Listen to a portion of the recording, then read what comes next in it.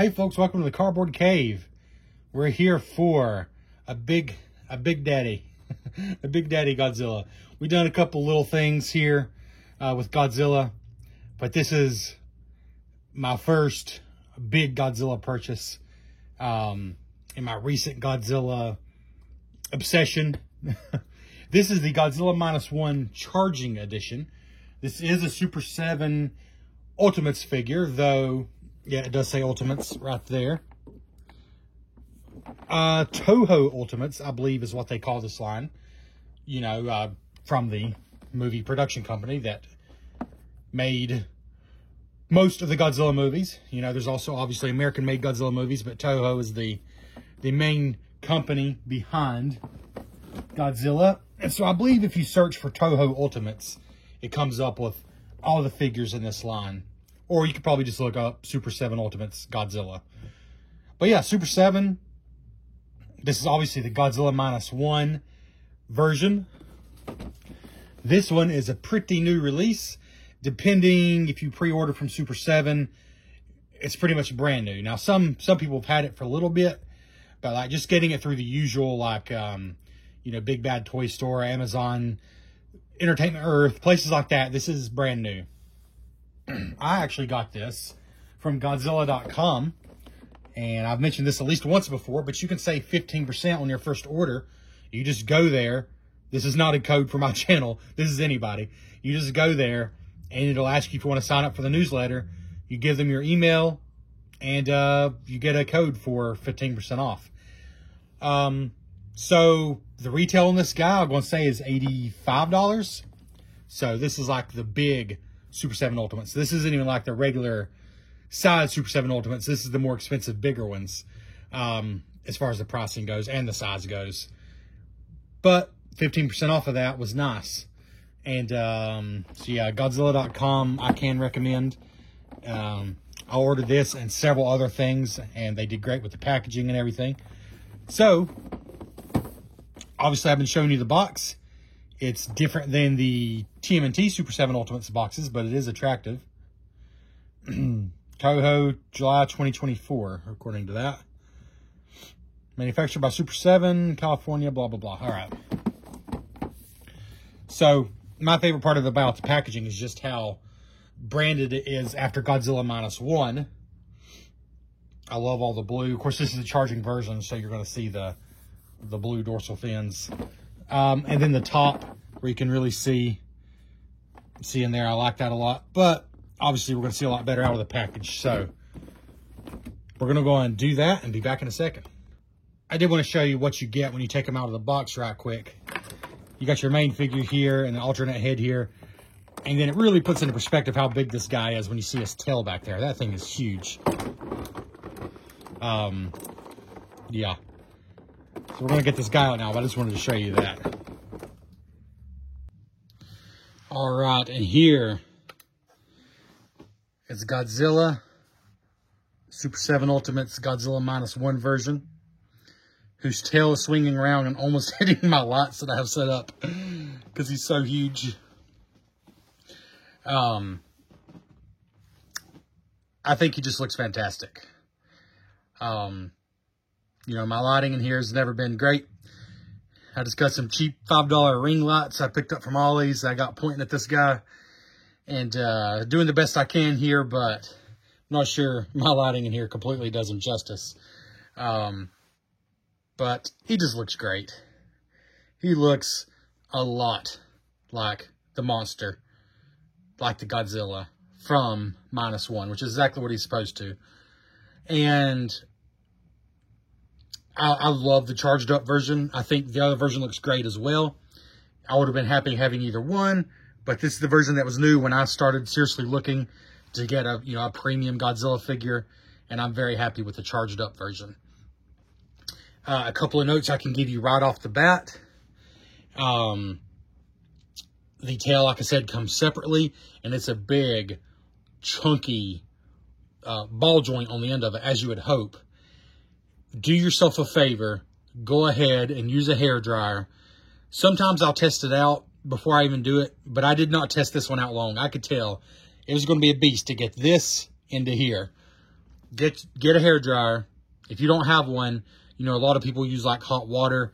Whatever you can, basically heat expands the plastic. It makes it more flexible. Not permanently. It doesn't permanently damage. I mean, don't put it in the fire, obviously. Don't put your figure in the microwave. But some heat doesn't damage it. It just makes the plastic more flexible. You know this. If you're a figure person, you know this. But yeah, put some heat in the socket and put some on the actual ball joint as well. Do both. I did both for quite a bit. Maximum heat on the hairdryer on both. And then kind of twist as you push in. And be mindful for your own safety and to protect the figure. Be mindful of the spines when you do that, the spikes. Because you could break them off when you're really pushing. But also it's going to hurt like crazy. Plus, Godzilla's skin is just naturally not the most comfortable thing. This figure is realistic in that sense. And that he's not a comfortable thing to hold on to. This is not something you're going to give your child to sleep with at night. I mean, hopefully that's obvious anyways, but I kind of love that he is not exactly comfortable to hold because he's just so textured, as he should be, and spiky. So yeah, do yourself a favor, use some heat to get that tail on. Otherwise, obviously, we're going to take a closer look at some things. But I can already tell you just from messing around that he has some pretty solid articulation. Just really good movement overall. His tail is very movable. I mean, it's hard to say. Sometimes complaints are totally legit. Sometimes I think people need to have realistic expectations maybe. But sometimes it's legit. And I did hear some complaints about the first version, the not charged up one. I don't know, like the tail wasn't flexible enough. Just some stuff like that. And I thought maybe they made some changes with this version. Which, you know, they should if that was a legitimate complaint. But I'll show you some of that. But I think, considering I've not heated any of the joints except just to get the tail in, I think he's pretty good for such a big guy. And we'll show you more of that. But let's see. Something I can show you right now is the alternate face. More of a neutral expression. Still getting charged up. But I will say on mine, they got a little overzealous with that, I think. I don't think that blue's supposed to be up there on his lip. This, I believe, is intentional because his teeth in there. This is just showing, like, the inside of his mouth is turning blue. That's intentional. And you can't see in there very well, but his tongue is blue in there as well. Let's see if I can get you a light in there. Yeah, the roof of his mouth and his tongue are blue. So he is still the charged up version. He just hasn't opened his mouth to really unleash yet. It's just on mine, and I've seen other videos. Other people's aren't like this. They got just a little overzealous there on the gum line. That is, of course, unfortunate for an expensive figure. I personally am certainly not going to do a return or anything like that. And for one thing, I'm probably not even going to bother putting this head on. I'm showing you, it is nice. It's the neutral expression. But I definitely like the roaring head even more, which is the one on him right now. This does look good, though. This looks like just that slightly disturbing look that he has in the movie. Like, he looks like classic Godzilla. He also looks a little bit unsettling. More than a little bit unsettling. I think they nailed it in the movie, and I think they did a great job here as well. Yeah, but let's take a closer look at some details here on this big guy. So,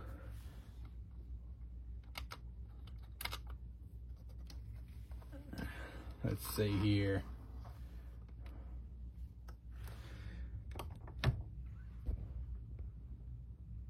This face is great. It's totally blue in there. I mean, he's getting ready to unleash the blast. He's very close. The eyes are great. The coloring and everything is very good. I do think there's just no way around it. It doesn't look quite on camera the same as it does in person. I've heard some people say they're worried that they're too shiny, like he's glossy. He is not in person. I guess I can kind of see that on my camera right now. But he does not look glossy or shiny in person. He looks right. Like, he looks appropriate. The texture and the amount of gloss is appropriate. But yeah, just showing you some detail here. Just really good from top to bottom.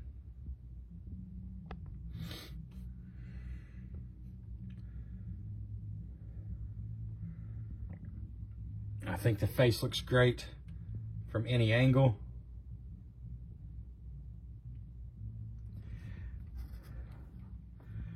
Including dead on.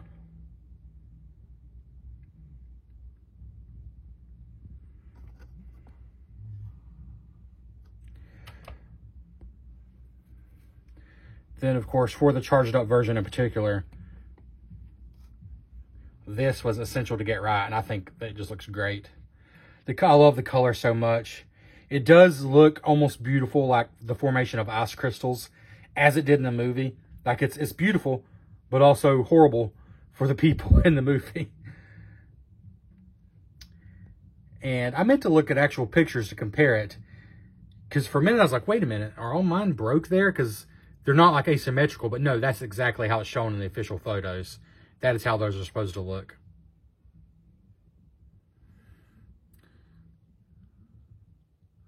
But yeah, I just think those look great. A little bit of like a sparkle in there. It really does look like ice crystals, and I just think that's brilliant. See if we can get some light behind there. I don't know if it'll show up really on camera, but I don't have any fancy lighting effects to show you, unfortunately. That light's just distracting. But you can see there's a little bit of translucence to it, like a little bit. And I think that's really cool. Maybe I can do that a little better for you.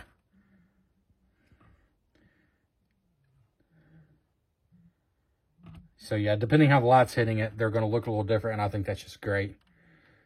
People that have some fancier lights and can just really shine these lights on there for you can really show you some cool effects. I do have a black light I can dig out, but I don't know that that'll do anything for this. I'll try it just for the heck of it. Anyways, I think the spikes, I call them spikes, dorsal fins, they just look great in any case. And of course, with the articulation, if you turn and twist his tail in different ways, you know, these aren't going to line up perfectly.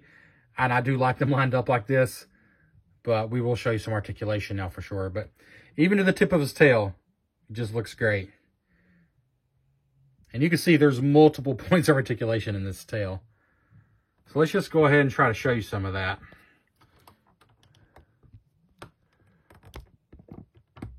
All right, maybe I have to back up just a little bit here. Okay. Oh, I don't know how hard the head is to get on and off. The tail, like I said, was tricky. But I'll be honest with you, I'm probably not going to change out. I apologize about that. There's an idea, though. Sorry, I know it's not ideal, but it is a good-looking head. In some ways, I do think it's actually creepier than the open mouth one. It is a good-looking head for sure. But I am going to leave this one on. All right, so let's see here. As far as articulation. Now, I'm not going to go crazy because I've not applied heat all over. This is too nice of a figure to do something stupid. For the most part, I've been lucky with Super 7. I've had more trouble with NECA figures breaking joints. But I've also recently had some bad luck with Super 7, so I'm just a little nervous. But he feels sturdy from what I've done so far. So I'm just saying I'm not going to go crazy. I'm not going to test his limits. But I'm going to show you some of the articulation. So the whole neck is on this really cool ball joint. Really allows for some good movement for the whole neck. And then the head, let's see here. The head has its own separate movement as well. There. It's not a lot on the head itself, but the head and the neck do both have their own movement. The jaw isn't independent, but the head and the neck are. And I really think you can get some good, you know, angles with this neck. And it will go, I think you can go full Exorcist and go 360 if you want to, but I do not want to do that. But you can certainly twist more than far enough. Arms will also go 360. Very good movement there. Bicep swivel 360. Elbow movement as well. Let's see. Like there is totally straight to pretty close to 90 degrees, I believe. Same for the other arm, of course. Torso movement right here. Which, be careful with the spines. You remember, they're close together, which I think this, you're not going to hit anything, yeah. The torso, I don't think you're going to hit anything, but torso will swivel from side to side. It's like if you want them looking over this way and maybe down, you can do that. Or maybe up this way and up. You certainly have options there. If you swivel too far, you know, the spines aren't going to line up anymore, so I probably won't bother with that if I'm being honest. But you can swivel quite a bit further than what I'm showing you there. I just like to leave the spikes lined up, so I'm not going to swivel them too far personally. Hips are actually quite good for such a bulky figure. I mean, pretty much all the way straight out there.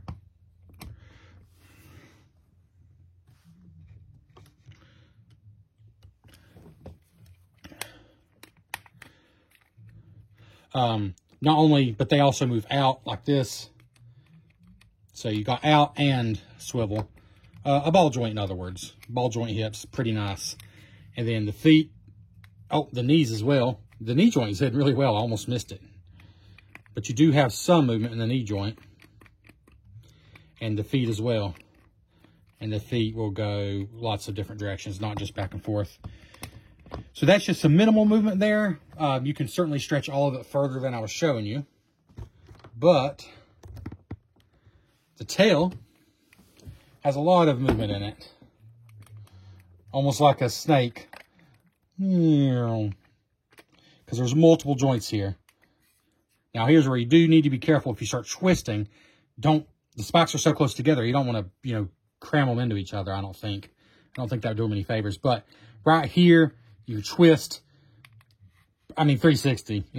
That's the joint I put in. That's definitely a big chunky ball joint. So I know for sure that'll twist 360 in addition to some movement in any direction. Then you got another one right here. That's the same thing. It will twist. I'm not going to because, again, I don't want to break the spikes. But I'll show you a little bit there. It'll twist. Then another one just right below that. Same thing. It'll twist and move them down. Then you just go a little further. There's another one. And then a little further. There's a lot of joints in the tail here. So you certainly have some options. Let's see. You certainly have options with the tail.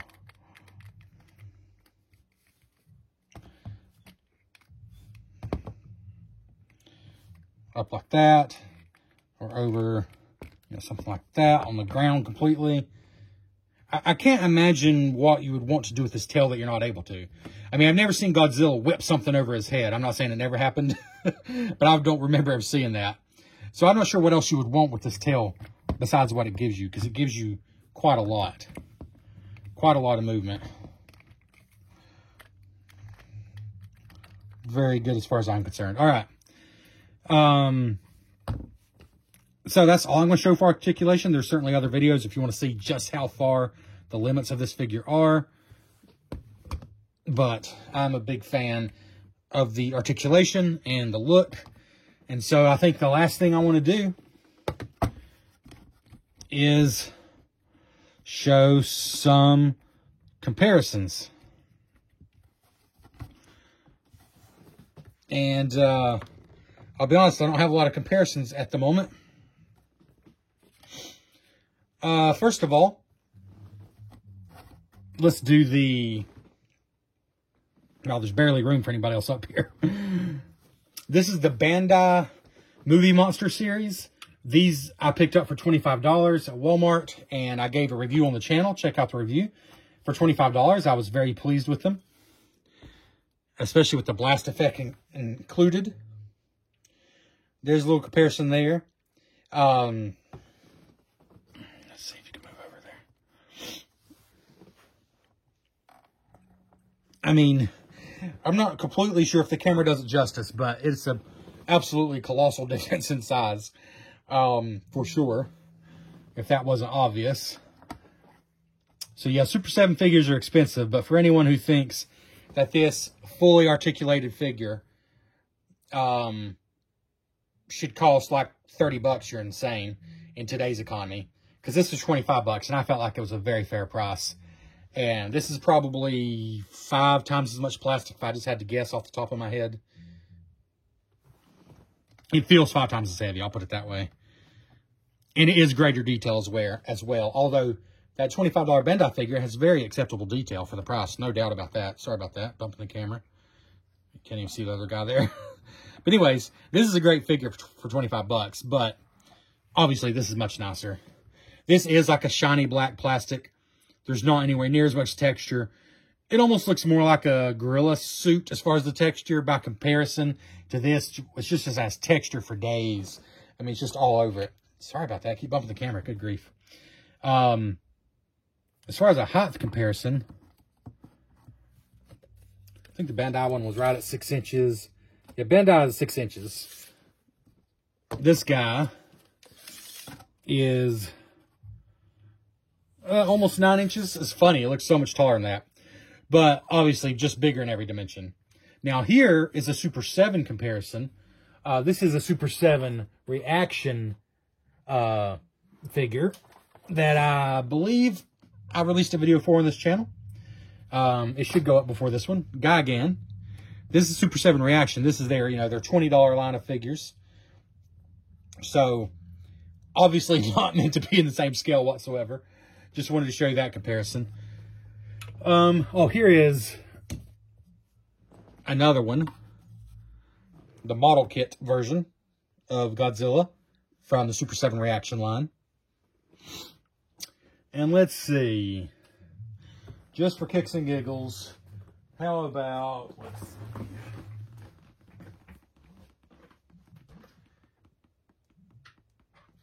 I like to use the Playmates Mutant Mayhem Donatello as Spock. I seem to grab him off the shelf a lot for these comparisons for whatever reason.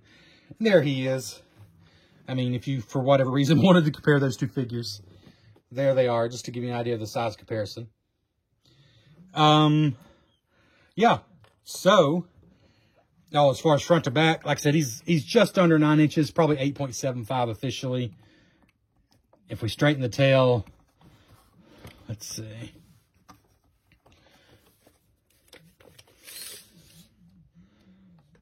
Just under 14 inches, tail to feet. But if you have a shelf that can't handle 14 inches, of course, you got options. That shortens it a bit. Maybe not a whole lot, but get you down to about 12 inches. Anyways, there we go. I think we'll call the video there, except time to give my score and everything. All right. So I don't want to dwell on price too much. The Super 7 figures aren't cheap. This is even more than regular Super 7 Ultimates. Oh, Super 7 Ultimates, duh. Duh.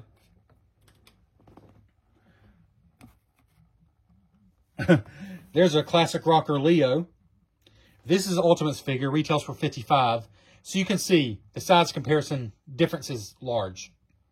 So I think it's more than fair that the Toho Ultimates should cost more than the regular Ultimates. Pretty big difference there. But anyways, although this figure is amazing.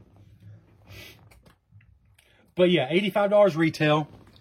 Probably, if you're patient, you'll be able to get it for a bit less. That's usually how it works, let's be honest. It's a lot. I don't feel that I have that much to compare it to because I'm just now genuinely getting into my Godzilla figure collecting. I mean, it's several times bigger than these, as far as overall dimensions, it's several times bigger than these $25 Bandai figures. But I was also impressed with them. It's also, I would say, about twice as detailed as the $25 Bandai figure. And the articulation, although it was really great on these Bandai figures, I would say it's very comparable for the body, but the tail is like over the top. Like you can treat it almost like a snake in almost any position you want. So more articulation, more detail, and much bigger. So I guess what I'm saying is it definitely should cost more than $25. There's no doubt about that. Should it cost $85? I don't know. If this were just a statue and everything else about it were the same, except it had no articulation, I would say definitely it shouldn't cost $85, I don't think. But it's not just a statue by any means. Obviously. It's very articulated. So I don't know. I do know the 15% off that I got at Godzilla.com. I feel like a big shill for them. I'm not. I just was glad to save 15% on an expensive figure. It made it more like $72. Granted, I did add more figures to my cart to get free shipping, so they still kind of got me. But that $72 felt nice for this figure. Let me put it that way. I'll just say this. If you're a Godzilla fan, you know who you are. You know what you already have. I feel like this is worth it. As a fan of not just Godzilla, but a big fan of Godzilla Minus One specifically, the movie. To me, this was kind of a no-brainer. I'm glad to have it. I don't feel the need to own both versions since I have this one now. Though I do kind of feel the need to look at the Toho Ultimates line and check out maybe, you know, some of the other figures. But this is a big win for me. I just think he looks fantastic. I think there's no doubt about it that he looks exactly how I hoped he would. The articulation is what I hoped it would be. The everything about it is what I hoped it would be. The tail's hard to put on, but once it's on, you're done with that. That's the end of it. So other than that, I don't know. I can't really come up with anything to complain about. Don't poke yourself on the spikes, and be careful if you're twisting the tail and stuff. I do think it would be possible to break those if you're not paying attention, just because they're, you know, they're butted up against each other. But no actual complaints on this figure. Oh, my alternate head. I think they got a little sloppy with the paint. Already shown that on that side. That's it, though. That's it. I'm going to go 9 out of 10 on this guy. I think he's pretty awesome. I'm pretty happy with him. He's going to be proudly displayed on my shelf. So yeah, this has been the Cardboard Cave. Let me know your thoughts in the comments below. Do you think this big honkin' daddy is impressive, is worth it? Or are there other figures you think are more worth it, more Godzilla figures that you would recommend instead? I wouldn't mind hearing that either. But this is a big recommendation from me for what it's worth. Thanks for checking out the Cardboard Cave, and we'll catch you next time. Doopy-doopy-doo, just a happy day here on Animal Crossing Island. Going to get some stuff from Nook Shopping. Oh my god! Oh my god! Why? How?